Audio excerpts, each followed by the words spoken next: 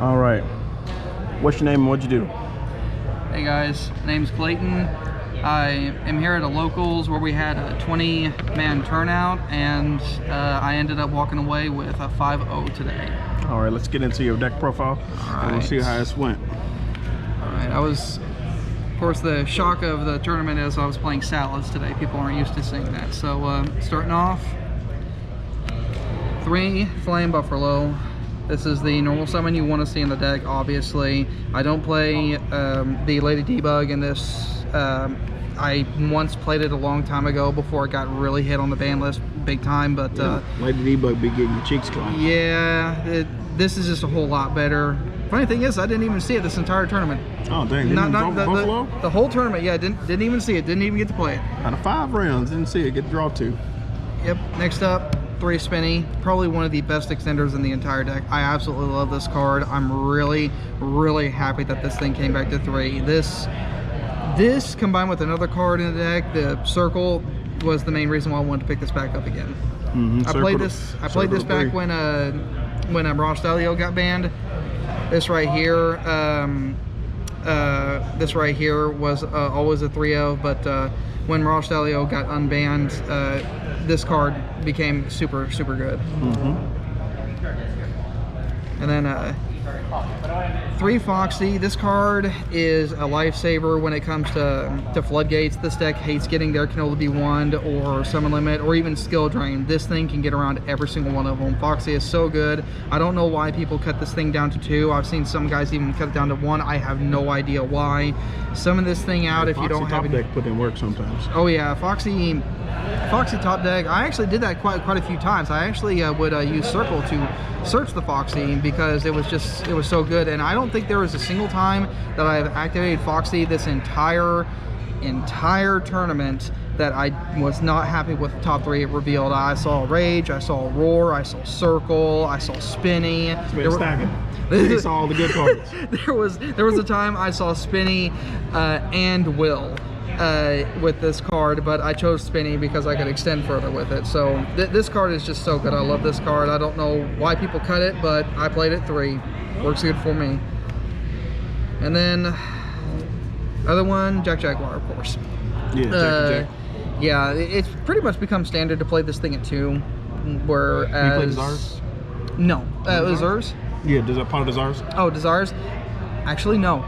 Really? I have never once in the entire history of me playing any form of Desires in any deck whatsoever that I have been pleased with it. That card has ruined my hands and it's banished all the good stuff. The one time I did play it with Salads, I banished my, because I had sided them out, I banished both a copy of Rage and Roar, so I no longer had them in my deck. Yeah, and the cards I drew was a Flame Buffalo that I had already resolved that turn, and another hand trap. I think it was Nib, but I was playing against a deck that didn't summon that much. Yeah. So I took it. I took out Desires. I do not play Desires in my build. There's really almost no need for it. If you play conservatively and you play smart with this deck can win you almost every single game. That's probably the reason why I wanted to play this deck. So there, 2 of those.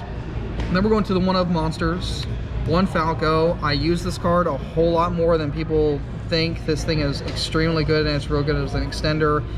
I rarely use its bounce back to summon itself from the graveyard. I rarely use that effect, but I most of the time use it to set spell and traps from the graveyard. I love this card. It's real good. And of course we get to the main boy of the deck, of course, the 1 Gazelle. King Gazelle. Yep.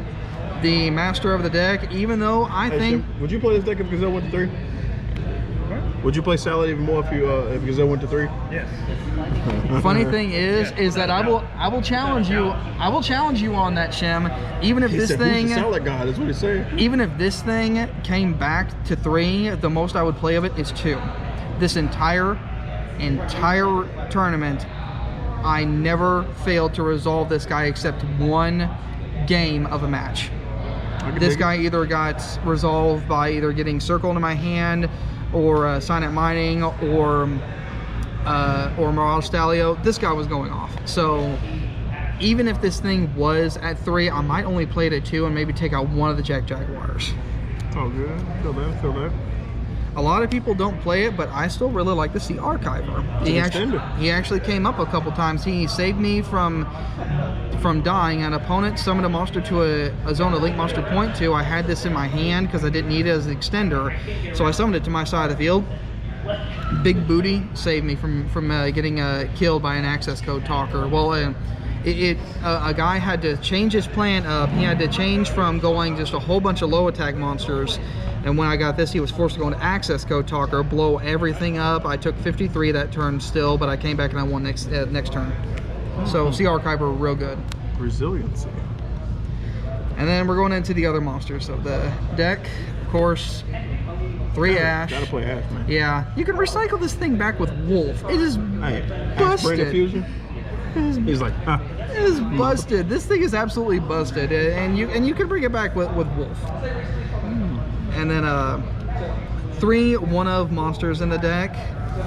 And I'll explain why once you see a certain card in my deck, why. But 1 Nibiru, 1 Effect Veiler, 1 DD Crow.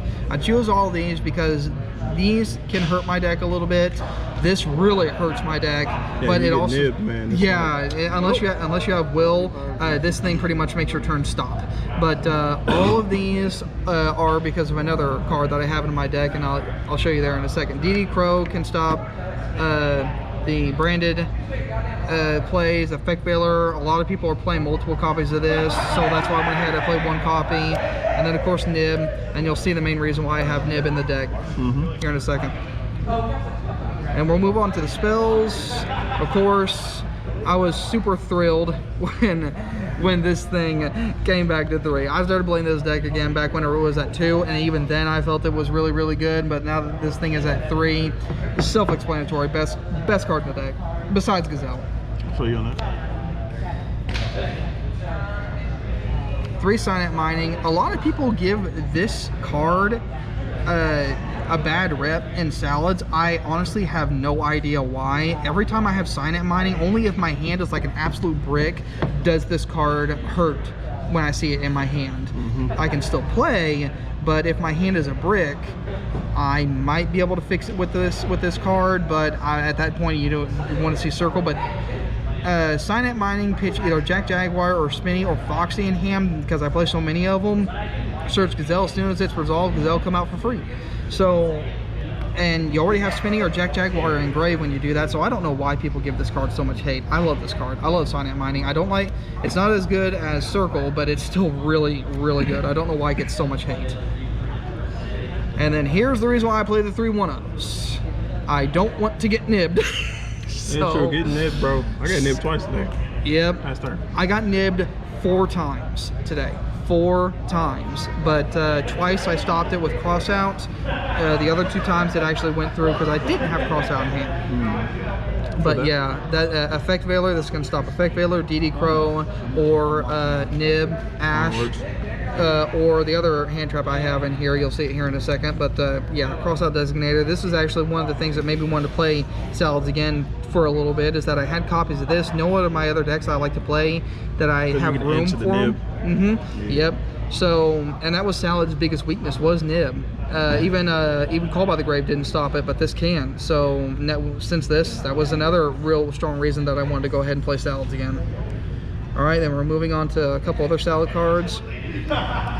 Will, you can play this at 3 if you want to. 3's bricky.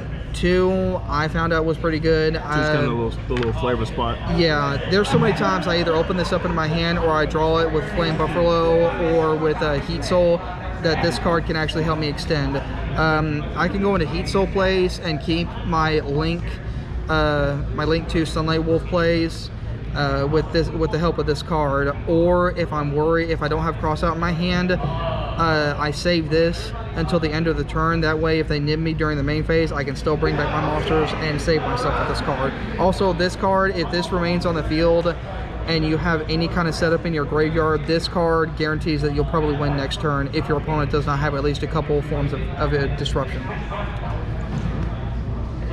All right, then move a little one-ups. Called by, real good against hand traps, but it's also a crossout target.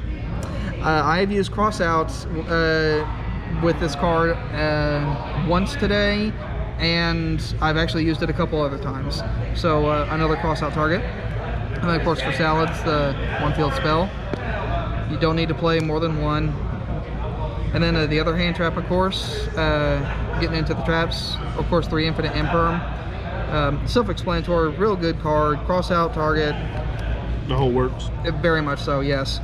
And then we're getting into the last of the salads. I play 2 of Roar and 2 of Rage. I know some people play 2 of Roar and 1 of Rage, but if I can see these in any of my hands, or if I can draw them into any of my hands, then I can send the other one, or I can send another salad card.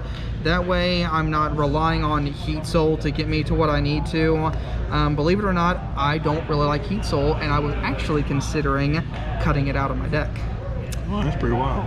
But it comes in handy every now and then, and I can make it every now and then, so it's fine. So it's there? Yeah, it's there, and it's an option, especially if I have will plays, and if I have a cross out in my hand, I don't worry about nib. I'll go into Heat Soul for days. It's a free draw too. Yeah. But then again, I don't even play Desires in this build. That's true. All right, then for the extra deck, we got the pretty standard 3 Baylinks. Yep. I love this card. I love this card so much. Hell, Self-explanatory. yep. Search field spell, you can chain block Flame Buffalo with it too. That's another thing I like so much about it. And then you can chain block this with Gazelle. And then next up, of course, you got the 3 Sunlight Wolf. Self-explanatory. You need 3. It's real good. Play less than 3 of that, you're making a very, very big mistake. A lot of people don't play this, but I play actually 2 of them. Heat Leo. A lot of salad players don't actually play this in their decks anymore. They opt out for a lot of different other plays or whatnot. But this has come in handy so many times. Go up into a higher Salamangreat monster, a bigger attack, higher link rating for Rage, and then you can use Will, bring back the Sunlight Wolf, yada yada yada, plus also being able to bounce back. I play Pyro Phoenix no more. Remember Pyro Phoenix, the Link 4? There's no room.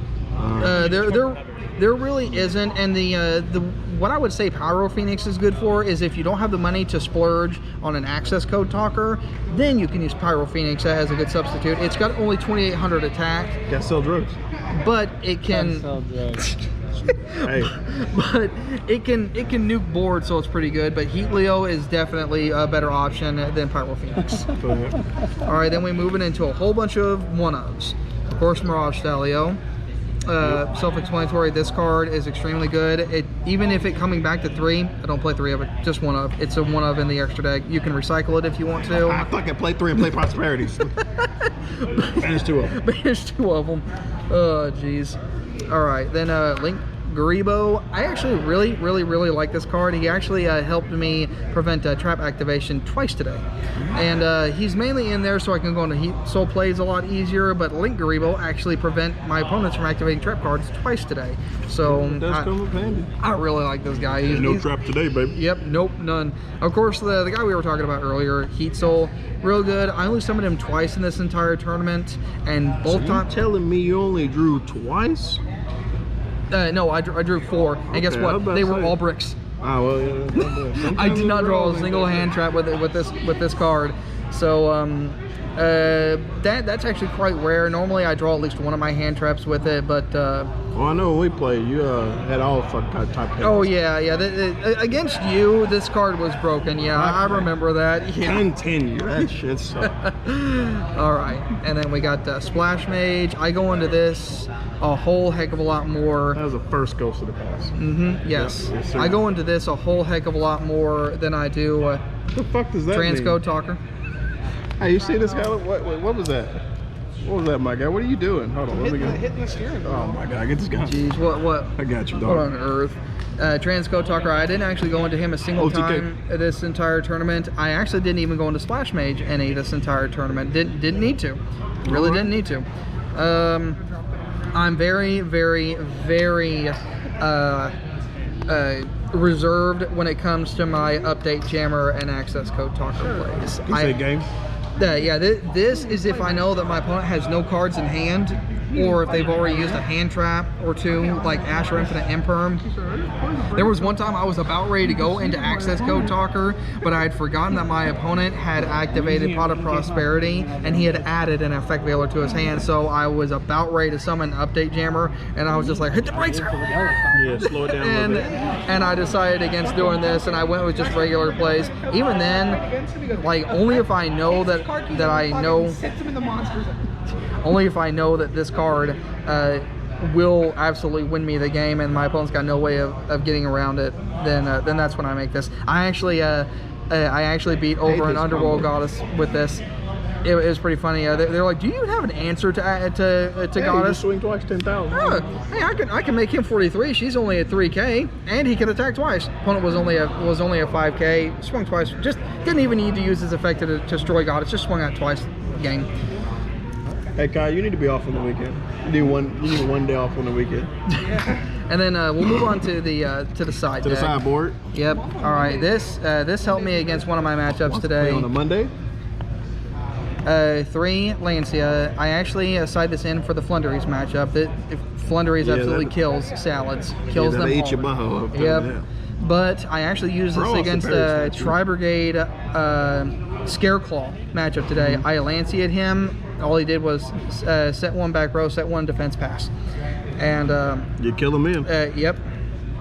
So very, very happy with that side deck option. Next up, because you need back row hate if you're going second, so Twin Twisters. This card is, I opt for it instead of Cosmic Cyclone because I don't want to pay 1,000 life points in time. Plus also this deck does not mind discard against monsters, so Twin Twister is a much better option, and plus you can hit 2 cards. Yep, self-explanatory, you know. And a card that I don't actually side in too much, which I'm actually considering might taking out, but it's come in handy a couple times, and it almost won me a game against this guy right here, right next to me. That's second place over here, dog. We'll get him next. Yeah, this card almost single-handedly allowed me to come back from that y'all go game. game 3? Yeah, we did. I won game 1. He won game 2. I almost brought it back with this card, but I didn't have quite enough to make it. He ended up winning, and then game 3 I took it. But yeah, Forbidden Droplets, it's still pretty good. There's a thought of me that wants to cut it, but it's so good, and it works real good in this deck too. And then for the branded Despia matchup, as soon as they summon a Luber, you're locked into fairies. And then I actually had a guy nib me. The very first nib that I was under, he nibbed me, but I had this, I was able to set this. So as soon as he drew for turn, flip this up, I'm like, you're locked into rocks, man. Yeah, that'll do it. And that pretty much made his turn end. And then I was able to win next game. And then for Flunderies matchup, and possibly a few others, goes in match as well too. Mainly for Flunderies. And then for a lot of different matchups out there, 2D Crow, branded matchup, of course, and does nothing against Flunderies, but it can work good against Eldritch and a whole bunch of different others. I can dig it. All right, man. But, yep. Thank you for your deck profile, dog. No problem.